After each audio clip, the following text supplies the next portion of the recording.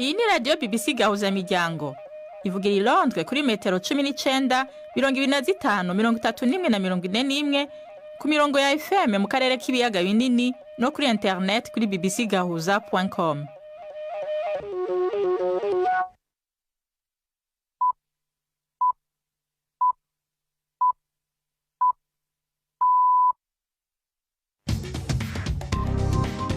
Ubu ni saa 10 n'igice ku isaha mpuzamakungu ya GMT, isaha 12 n'igice mu Rwanda no mu Burundi, muri kumwe na Nina Iradukunda.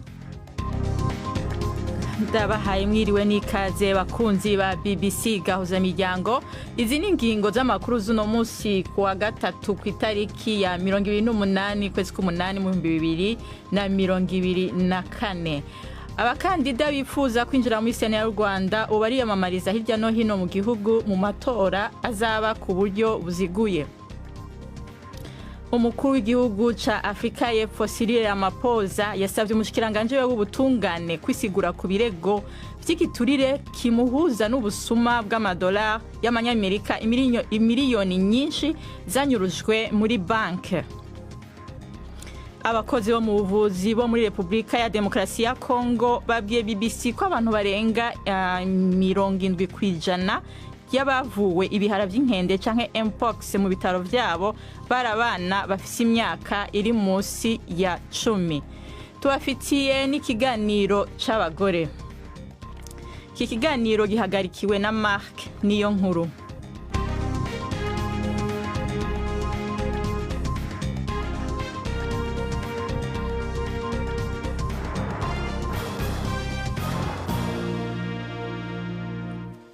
Idonido y'ivyo vyose ni mukanya Jacques Nitegeka ahejeje kudusomera ayavugwa kw'isi.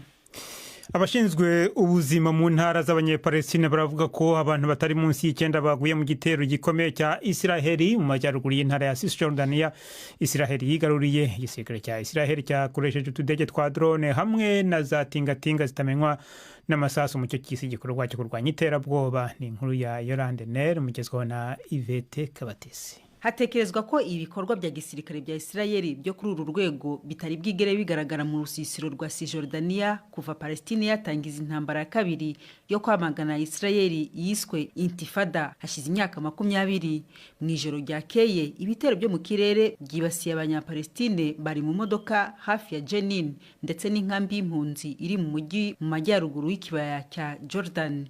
Igisirikare cya Israeli cyatangaje ko cyafasha abantu gisenya ibiturika ndetse gifatira intwaro. Hari amakuru avuga ko habaye kurasana hagati y'abasirikare ba Israeli n'abarwanyi ba Palestine kandi ko ingabo za Israeli zagose ibitaro bitandukanye. Israel Katz, Minisitiri w'ububanyi n'amahanga wa Israeli, yasabye ko abanyapalestine bimurwa aho by'agateganyo kugira ngo igisirikare cyayo gihangane n'icyo yise ibikangisho byo mu rusisiro rwa Cisjordania. Hagati aho Amerika yafatiye ibihano bishya abandi bayahudi Israeli yatuje mu ntara z'abanyepalestina ifata nk'abahembereye urugomo n'umubabaro ku baturage b'abasivili abanyapalestina mu ntara ya Cisjordania. Byafatiwe umuryango utegamiye kuri leta wo muri Israeli Hashomer Yoshe utanga inkunga y'ibikoresho ku hantu hatujwe abayahudi. Uyu muryango hamwe n'abantu benshi ku giti cyabo barashinjwa na Amerika kuba barahatiye abanyepalestina kuva ku ngufu mu murenge wa Kirbet Zanuta hanyuma bakawuzitira kugira ngo badashobora kuhagaruka. Umuhuza bikorwa mu bijyanye n'umutekano wa gisivile mu rusisiro rw'abayahudi rwa Yitzhar muri Cisjordania nawe yafatiwe ibihano kubera kugaba ibitero ku banyepalestina no kubirukana.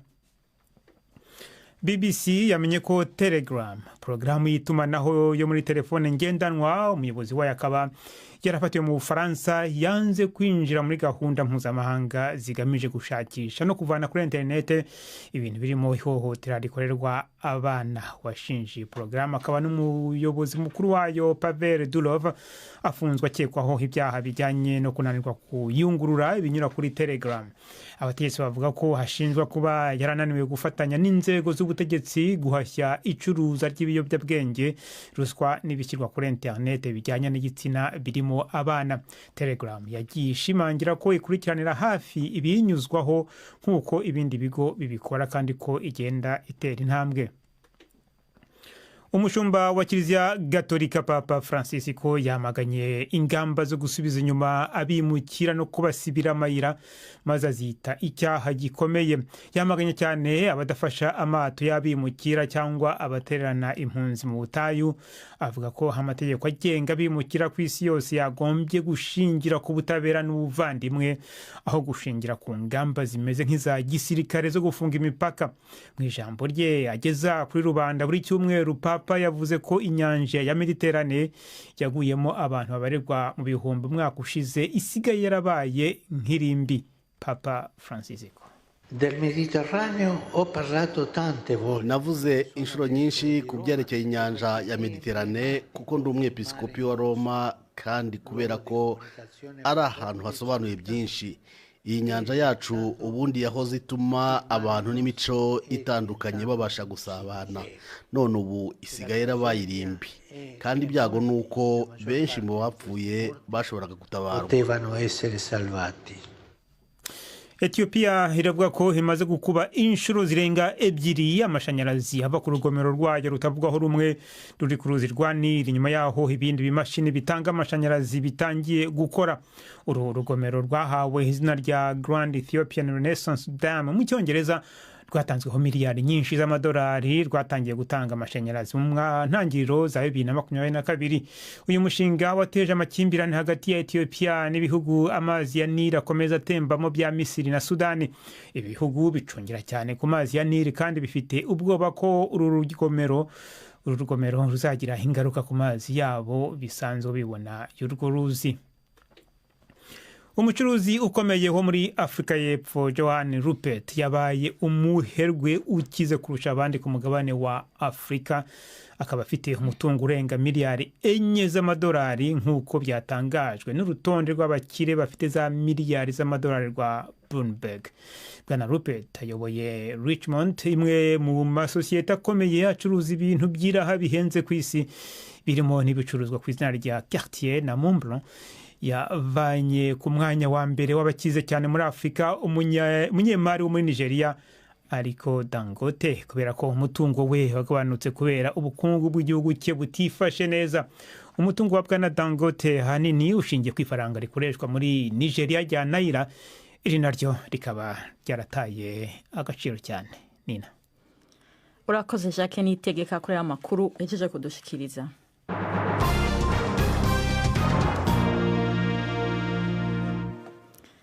Amakuru yo mu karere reka tuyahere mu Rwanda. Abakandida bifuza kwinjira muri Sena y'u Rwanda ubu bariyamamariza hirya no hino mu gihugu mu matora azaba ku buryo buziguye. Bitandukanye n'abagize umutwe w'abadepite, abasenateri ntibatorwa n'abaturage bose, ahubwo batorwa n'abagize inama njyanama z'imirenge n'uturere. N'amatora agiye kuba nyuma y'ukwezi harangiye amatora y'umukuru w'igihugu n'abagize inteko ishinga amategeko umutwe w'abadepite. Aba bagize Sena se bazatorwa bate? Tubyumve mu nkuru twateguriwe na Jean Claude Mwambutsa ari Kigali. Abasenateri 26 bakenewe bagomba gutorwa mu matora ziguye, bivuze ko batazatorwa n'abaturage bose. Barimo 12 batorwa mu ntara enye z'igihugu ziyongereyeho umujyi wa Kigali. Inteko itora ibigizwe n'abari muri biro y'inama njyanama z'umurenge n'uturere, naho umubare ugenerwa buri ntara ukagenwa n'umubare w'abaturage bose bayigize. Hashingiwe kuri iri hame, intara y'Amajyaruguru, Uburasirazuba n'Uburengerazuba zitanga abasenateri 3 kuri buri ntara. Iy'Amajyaruguru igatanga abasenateri 2, mu gihe umujyi wa Kigali wo uhagararirwa n'umusenateri umwe. Hari kandi abasenateri 8 bo badatorwa, ahubwo bashyirwaho n'umukuru w'igihugu. Icyo ashingira abatoranya ariko cyo ntikigaragara mu mabwiriza ya komisiyo y'amatora. Nta shyaka rya politiki rivugwa mu matora y'abasenateri kuko abiyamamaza batagaragaza amashyaka bakomokamo cyangwa ngo babe bakwamamazwa nayo. Gusa urutonde rw'abasenateri rugomba kubonekamo 4 batanzwe n'ihuriro ry'amashyaka, uburyo naryo ribagena bukaba buri hagati y'abarigize. Amashuri ya kaminuza nayo yatekerejweho mu igenwa ry'abagize uyu mutwe. Umusenateri umwe agomba gutorerwa guhagararira abarimu cyangwa se abashakashatsi bo muri kaminuza za leta, na undi akava muri kaminuza zigenga. Muri rusange abiyamamaza muri 12 batorwa n'inzego z'imiyoborere y'igihugu ni 32, barimo amwe mu mazina yari mu nteko icyuye igihe, uretse ko hari n'abandi benshi bashya. mu gihe ibikorwa byo kwiyamamaza byamaze gutangira. Komisiyo y'amatora yihanangirije abiyamamaza bose kwirinda imvugo zagaragaramo ivangura rishingiye ku moko, politiki, imyemerere n'ibindi byafatwa nk'ivangura. Kwiyamamaza birabera ku rwego rw'uturere ku bazatorerwa kuri uru rwego cyangwa se muri kaminuza zitandukanye ku biyamamariza kuzihagararira. Biteganijwe ko amatora azaba ku matariki ya 16 na 17 z'ukwezi gutaha kwa 9, naho amazina ndakuka y'abatorewe kwinjira muri sena atangazwe bitarenze tariki ya 30 z'ukwezi kwa 9. Jean Claude Mwambutsa, BBC Gahuza Miryango, i Kigali. Urakoze Jean Claude Mwambutsa. Hama tugume ku mugabane wa Afrika. Umukuru w'igihugu ca Afrika y'Epfo Cyril Ramaphosa yasavye umushikiranganji w'ubutungane kwisigura ku birego vy'igiturire bimuhuza n'ubusuma bw'amadolari y'abanyamerika imiliyoni nyinshi zanyurujwe muri banke.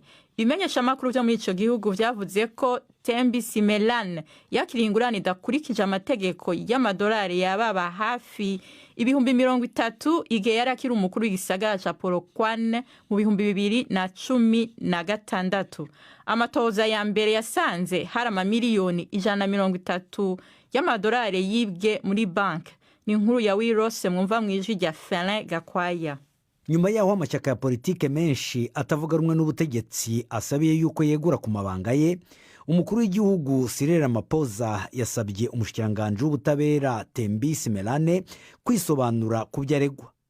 Abategetsi bo muri Afrika y'Epfo bamaze kuvuga yuko abayobozi ndetse n'abanyapolitike ngo bagize uruhare mu ihomba rya banki ya VBS Mutual hashize imyaka 6.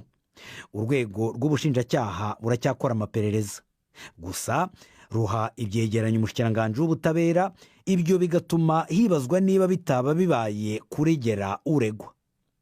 Mu basaba yuko Tembi Simelane yegura ku mabanga ye harimo na Julius Malema utavuga rumwe n'ubutegetsi. Nyamara ishyaka rye EFF naryo nyine riraregwa uruhare mu gusahura iyo banki nubwo we abihakana.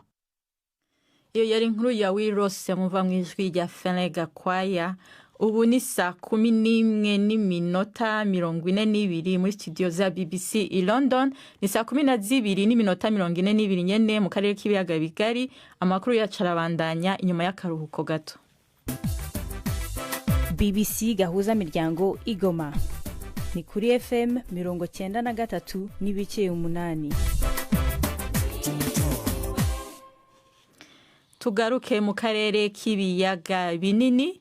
Abakozi bo mu buvuzi bo muri Repubulika ya Demokarasi ya Kongo babwiye BBC ko abantu barenga 70% y'abavuye ibihara vy'inkende canke Mpox mu bitaro vyabo bari abana bafise imyaka iri musi ya 10. BBC yahawe uruhusha rudasanzwe rwo kwinjira mu bigo bibiri bivurirwamo iyo ngwara mu karere ko mu buseruko bw'igihugu izingiro gico kiza mu misi iheze. Ni inkuru ya Simi Jolaoso yatorokanijwe muri Kongo ku bwa BBC n'umunyamakuru wo muri ako karere, mukaba mushikirizwa na Jacques Nitegeka. Abana bo muri ibi bitaro by'Ikavumu muri Kivu y'Epfo bagaragara nk'abananiwe kandi bababaye ku mubiri. Barimo umwana w'imyaka 2 witwa Ansima wandujwe Mpox n'abavandimwe b'abatanu bose banduye iyi ndwara. Nyina Nzigire Kanigo bakiyandura ntabwo yarazi icyo ari cyo. Nubwa mbere mbibonye igihe umwana wanjye yarwaraga, abandi babyeyi bambwiye ko bishobora kuba ari iseru, nuko dutangira kumuvuza iseru ariko birananirana, maze duhitamo kuza hano. 3 barakize ubu bari mu rugo. Ubu hano mu bitaro ndwaje 2 gusa. Ndashima Imana. Na bawili njo beningali nabo hapa. Minashukuru Mungu sana. Abaganga bo muri ibi bitaro bavuga ko hakenewe cyane ibitanda n'imiti. Bifite abarwayi 800 kuva mu kwezi kwa 6. Abarenga 70% ni abana. 8 barapfuye, bose bakaba ari abana bari munsi y'imyaka 5. Mu birometero hafi 150 mu kigo cyita ku banduye Mpox Imunigi hafi ya Goma, Amani ufite imyaka 6 ari mu gukina asimbukira mu cyumba cye. Amaherezo yaje gukira Mpox nyuma y'iminsi 4 yivuza. Ise Alain Matabaro arasobanura uko byari bimeze. byatangiye ari igiheri gitoya cyahishije, nyina yaragikanze maze hasohokamo ibintu bimeze nk'amazi, hahise haza ikindi, nuko nyuma y'igihe gito umubiri wuzura ibiheri byinshi. kimwe no muri biriya bitaro byo muri Kivu y'Epfo 3 bya 4 by'abarwayi hano bari munsi y'imyaka 10. Muganga Pierre Olivier Ngajore ukorera umuryango utabara bari mu kaga MEDER yabwiye BBC ko ku munsi bakira abarwayi bashya 10. Hari ubucucike mu nkambi z'abavanywe mu byabo n'intambara, rero usangamo abana baba bikinira batitaye ku ngamba zo guhana intera. Ibi kandi ubibona no mu ngo aho barara ku buriri bumwe nk'abana 3, 4 cyangwa se 5. Bivuze ko kwandura indwara ari ibintu bishoboka buri munsi. So that means the transmission is really present on daily basis. Aka karere ko mu burasirazuba bwa Repubulika ya Demokarasi ya Kongo kuzuyemo miliyoni z'abantu bavanywe mu byabo n'intambara ikomeje kuhavugwa. Bamwe babayeho bacucikanye mu tuzu tw'agateganyo mu nkambi aho imibereho akenshi aba ari mibi kandi n'isuku akaba ari nkeya. Ibi rero bikaba bituma mpox ihakunda cyane. Abakozi bo mu miryango y'abagira neza baragerageza gutera intambwe bigisha abantu ibimenyetso by'indwara, kugira isuku no kutibasira abayanduye. Ubutumwa bwabo bwakirwa neza na bamwe baba mu nkambi ya Muja mu karere ka Nyiragongo, ariko ntibikuraho ubwoba bwabo. Twakorewe ubukangurambaga ariko dufite ubwoba bwinshi kuko aho tuba hari ubucucikirane, turyama ahantu habi cyane, dusangiye ibitanda n'ibyo kwiyorosa. Kwirinda rero biragoye, kubera rero iyo mpamvu dufite ubwoba.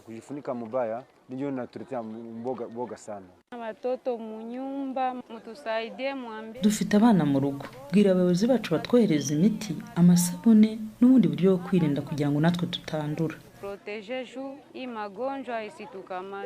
Guverinoma yizeye ko inkingo za mpox zizafasha, ariko bishobora kubangamirwa n'amakimbirane adahwema avugwa muri aka karere.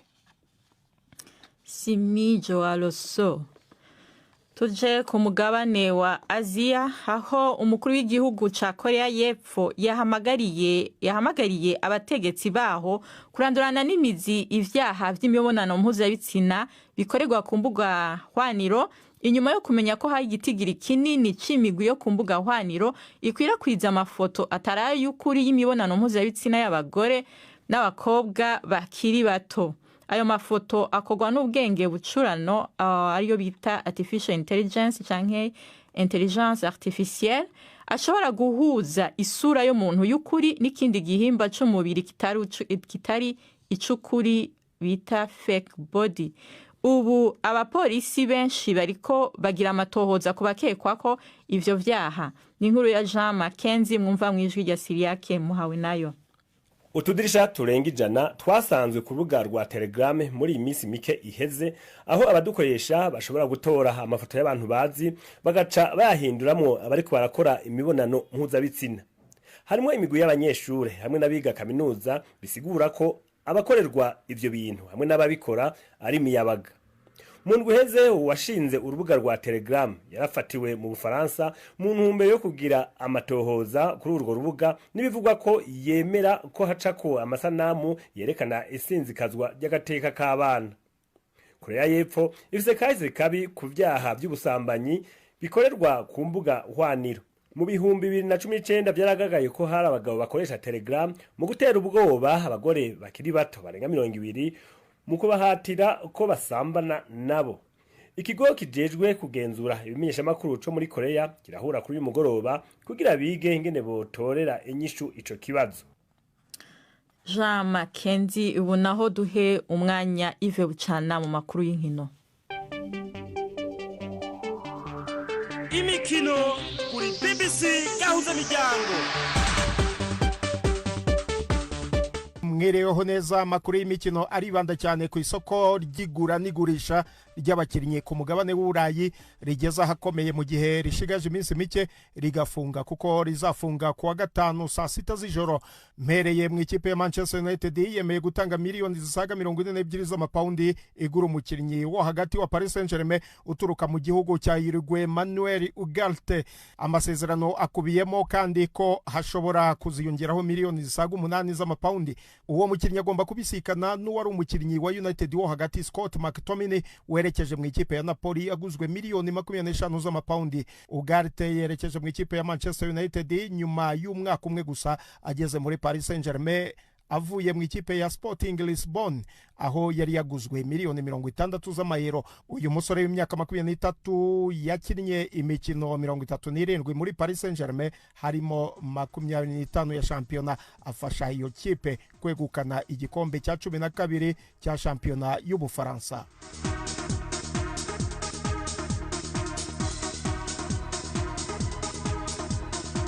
Manchester United kandi ngwiri gushaka uburyo yagura Raheem Sterling muri Chelsea bitewe n'ibibazo uyu musore w'imyaka 29 afite muri iyo kipe, nyuma yo kubwirwa n'umutoza mushya Enzo Maresca ko atamwizeza umwanya uhoraho mu kibuga. United ngo birashoboka ko yakoresha umukinnyi Jadon Sancho, nawe bigaragara ko ibibazo hagati ye na Erik ten Hag bitarangiye, akaba yakwerekeza mu ikipe ya Chelsea nubwo ikipe ya Juventus nayo imwifuza. Gusa Juventus yo yifuzaga kuba yatizwa Sancho mu gihe cy'umwaka umwe, kuko Juventus igaragaza gutinya umushahara we, ivuga ko uri hejuru cyane. Sterling yakiniye ikipe y'igihugu y'Ubwongereza inshuro 82, yamaze imyaka 10 mu makipe y'amajyaruguru y'Ubwongereza. Mbere yakiniye Liverpool, nyuma ajya muri Manchester City aho yatsindiye ibikombe 10 mbere yo kujya muri Chelsea aguzwe miliyoni 50 mu myaka 2 ishize. Ikipe ya Arsenal yo yarangije gusinyisha umukinnyi wo hagati wa Espagne Mikel Merino wakiniraga ikipe ya Real Sociedad ku giciro gishobora kugera kuri miliyoni 31.6 by'amapaundi. Uyu musore w'imyaka 28 yasinyiye Arsenal amasezerano y'imyaka 4 n'amahitamo y'umwaka w'inyongera. Gunners nabo bemera kwishyura miliyoni zirenga 27 z'amapaundi, ya mbere aziyongeraho miliyoni zisaga 4 z'amapaundi. Merino yari mu ikipe ya Espagne yatsindiye igikombe cy'Uburayi mu minsi yashize, yakinnye imikino yose 7 ndetse aza no gutsinda igitego cyahesheje intsinzi Espagne ubwo yakuragamo Ubudage mu minota y'inyongera muri 1/4 kirangiza. Aha niho nsoreje amakuru y'imikino y'uyu munsi. Ndi Yves Bucyana. BBC gahuza miryango muri Afrika no kwisi yose.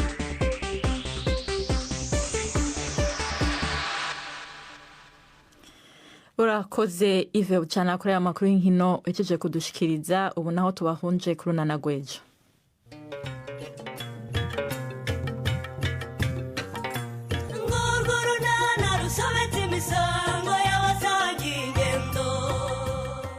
Mu kiganiro runana cyo kuri wa kane twabateguriye, ariko se Nyesi yagize vuba koko akaguha kuzukurwa.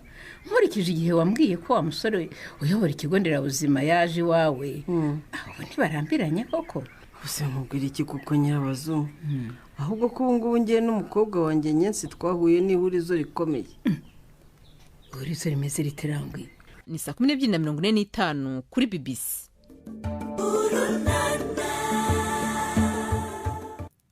Ubu n'umwanya w'ikiganiro c'abagore mushikirizwa na Yvette Kabatesi.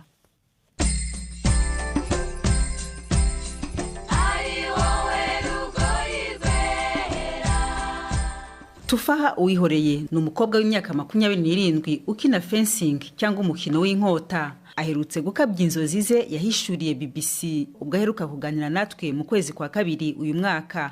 Abo wa mbere uhagarariye u Rwanda mu mikino ya Olympique yabereye mu Faransa, itangira mu mpera z'ukwezi kwa 7 irangirana n'itariki 11 z'ukwezi kwa 8 uyu mwaka. Nubwo nta mudari yabonye, Tufaha avuga ko yatahanye impambi ikomeye muri uyu mukino. Kimyo Shimura yantsinze ku manota 7/15.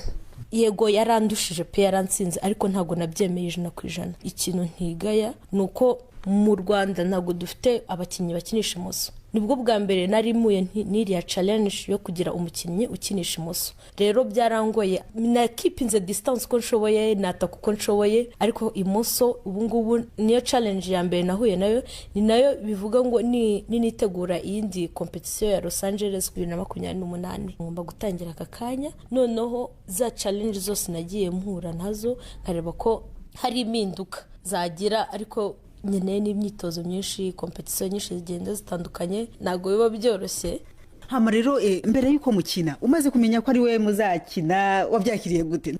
Ubwo ntago bwabura, kuko umuyapani wamungani ku nkota biba ari ikintu gikomeye byibuza iyo bama undi munyafurika mugenzi wanjye. Gusa ikintu nakoze, naragiye ndareba imikino yagiye akina, umwanya ariho ku isi, ari no ku mwanya wa 15 n'imbatara 16, umenya ndi ukwijana. Gusa ntago byigeze binkanga, narinze ngera no kuri stage nta nubwo bamfite, numva magaze ngiye gutsinda pe. Mbere yuko ukina warasinziriye, byagenze gute?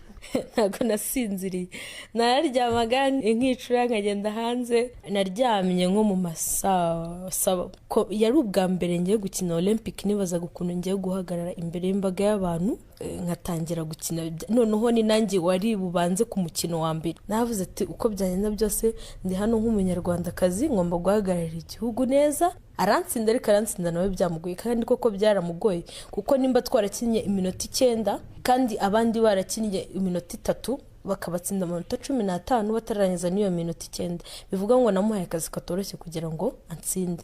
Mwigeze muhura nyuma yaho? Nari ndi gukora interview, araza arambwira ngo uri umukinnyi mwiza, komeza imyitozo, tuzahora muri competition y'isi. Nibyo ngibyo yambwiye gusa. Warababaye, ariko hari isomo wakuyemwe niko natekereza? Birababaje cyane, ariko nanone ni experience nziza nk'umunyarwandakazi. Olympic y'ubushize yo muri Tokyo bagiye ari abakobwa 3, ariko ubu ngubu twagiye turi abakobwa 5 n'abahungu 3. Urumva abakobwa nibo bari benshi. Rero ikintu nabwira abakobwa bo mu Rwanda, nabashishikariza kuza mu mukino wa fencing, kubera ko muri fencing ukina ku giti cyawe, ariko nyuma yaho ugira n'andi mahirwe yo gukina par equipe. Par equipe ni ugukina muri abakinnyi 4. Rero biracyangoye, kuko nimba mbuza amahirwe muri individually nshobora kuyabonera muri par equipe. Niyo mpamvu ndi kubwira abakinnyi b'abakobwa n'abandi bakobwa bose bakunda siporo muri rusange, baze dufatanye turebe ko twazamura umukino wa fencing mu Rwanda. Nacyo kintu ngiye gukoraho cyane, tukazagenda turi timu ngari muri Olympique y'ubutaha ya 2028. Hama rero umaze kugerayo, imyitozo yakoroheye? Imyitozo yari ikomeye cyane. Ubundi mu Rwanda nkora rimwe ku munsi, ariko yaranakoraga 2, noneho nkakora n'amasaha yisumbuyeho. Sinjye njyenyine n'abagenzi banjye, kuko twari no kugira ibibazo. Abaganga ariko baje kudufasha. Njye nafite ikibazo cy'urutugu, nakinnye nambaye tape, zaramfashije, ariko ntago byaye byoroshye. Imyitozo urayikaza, kubera kuvuga nkeneye kujyana intsinzi mu gihugu cyanjye, urakora ugatanga imbaraga zose wari ufite. Wavuze uti hari icyo nahigiye, abantu bakureba ubu bakubwira icyo ubungubu nyuma yo kuva muri uriya mukino? Njyewe nari nzi ko ninyina ino Olympique 2024 Paris nzahita ndekera gukina, nkaba umukoca, ngatangira gufasha abandi bakinnyi.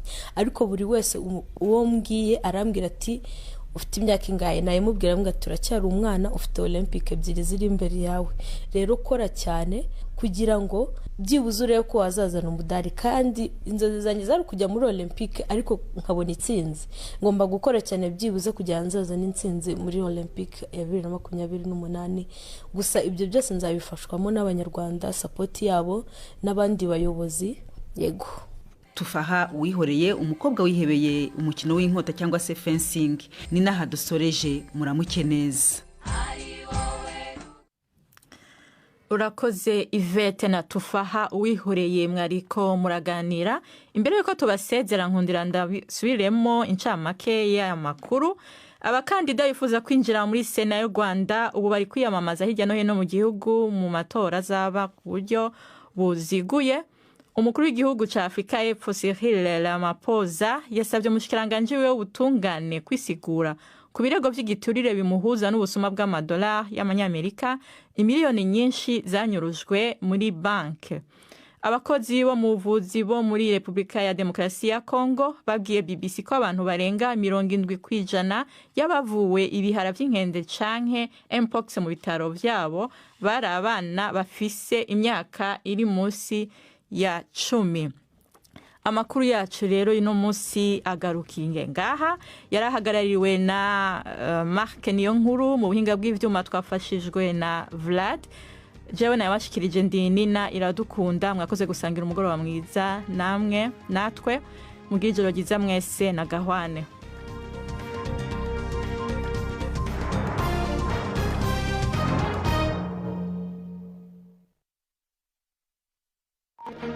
Thank you.